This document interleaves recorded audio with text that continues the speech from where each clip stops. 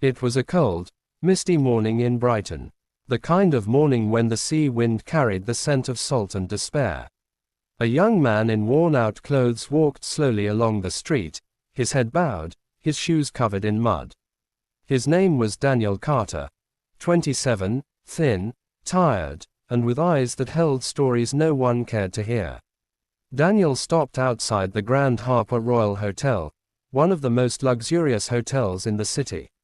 The golden letters on the entrance gleamed in the sunlight. Guests in suits and dresses passed him by without even a glance. His hands trembled as he held a small piece of paper, a job application he had printed using his last few coins. He took a deep breath and stepped inside. The lobby was warm and filled with the scent of perfume and roasted coffee. The marble floor reflected the chandeliers hanging above. Daniel approached the front desk where a woman with a sharp face and colder eyes looked at him. "Good morning," Daniel said softly. "I'm here to apply for the housekeeping position." The receptionist, Amelia, gave him a quick up and down look. Her red lips curved into a smirk.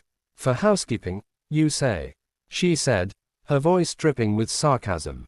"Do you even have proper clothes for an interview?" Daniel's throat tightened. I've come straight from another job search. I'll work hard, ma'am. I just need a chance." Behind Amelia, a few staff members chuckled. "Oh, darling," one of them whispered, "he probably couldn't even afford the uniform." Daniel lowered his eyes, his cheeks burning. "Please, I really need this job." Amelia leaned forward, her perfume heavy. "This hotel doesn't hire beggars, sweetheart. Try the diner across the street. They might let you wash dishes."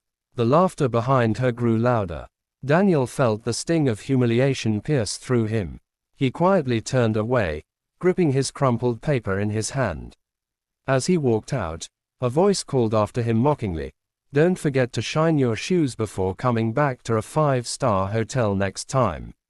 Outside, Daniel stood by the sea wall. He could taste the bitterness of salt and shame. He looked at his reflection in a puddle, worn, forgotten, and poor.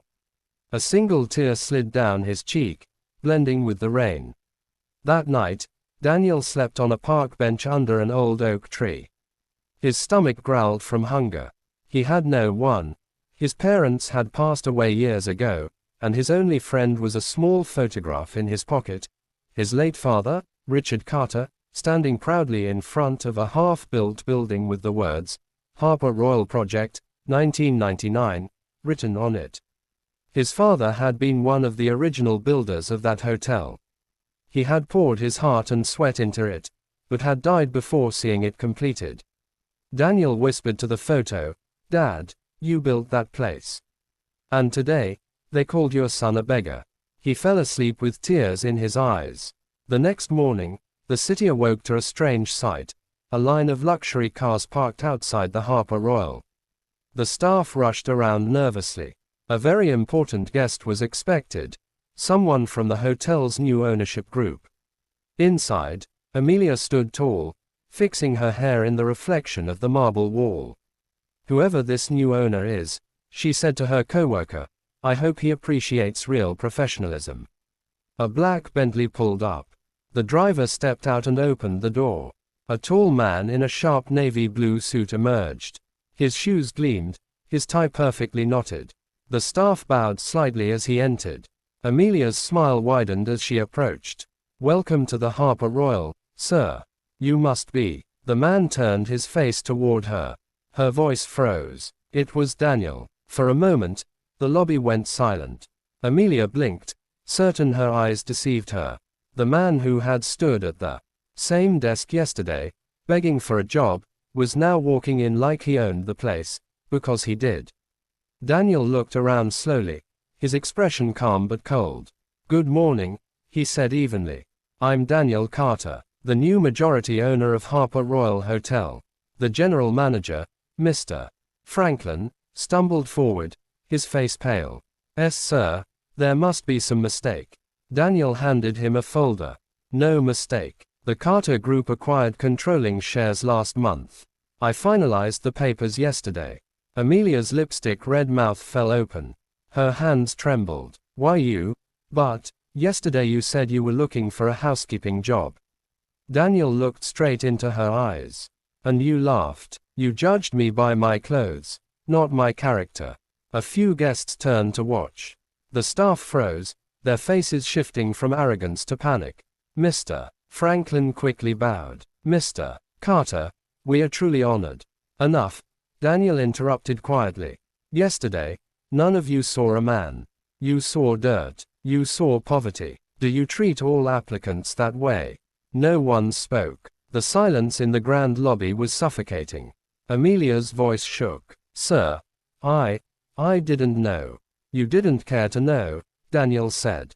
That's worse. He walked around the lobby, touching the marble counter his father once polished as a laborer.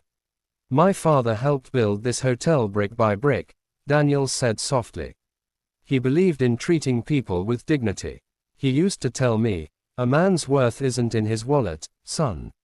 It's in his heart. His voice cracked slightly, and for a moment, everyone saw the pain beneath his composure. I came here yesterday, he continued, to see how this hotel treats people, not just guests, but those who seek a chance. And I saw the truth. Amelia began to cry softly. Sir, please forgive me. I didn't mean to. Daniel turned toward her. Do you think your tears can erase how you made me feel yesterday? Or how many others you've humiliated the same way? She shook her head, her mascara running. No, sir, I'll resign. Daniel raised his hand. No, you'll stay, but not at the front desk. Amelia's eyes widened. Then, you'll work with the housekeeping team for a month, Daniel said calmly. You'll clean rooms, carry sheets, and learn what humility means. Gasps echoed through the staff. Amelia's lips trembled, but she nodded, whispering, yes, sir. Daniel looked at the others. As for the rest of you, remember this day.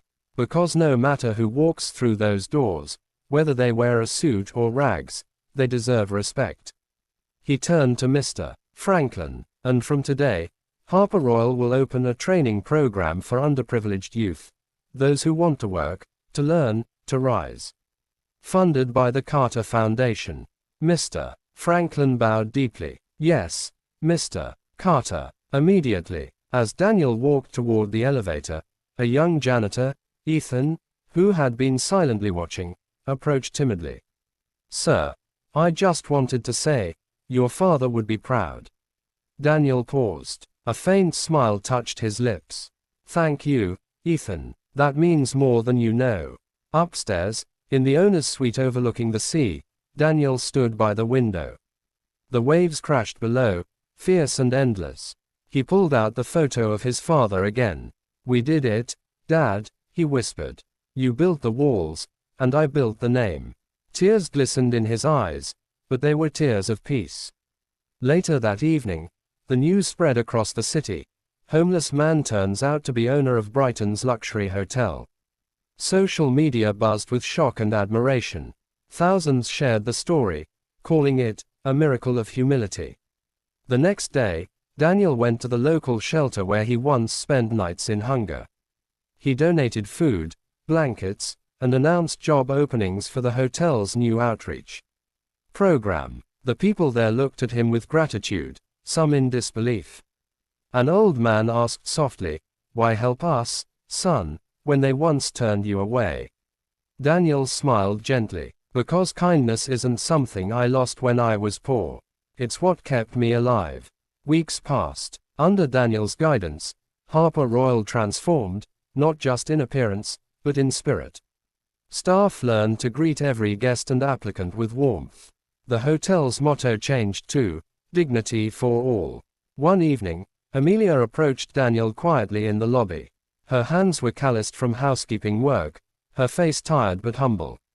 Sir, she said, I've learned more in this month than I did in 5 years at that desk. I'm truly sorry. Daniel looked at her with gentle eyes. Then make sure no one else ever feels the way I did that day. She nodded, tears glimmering.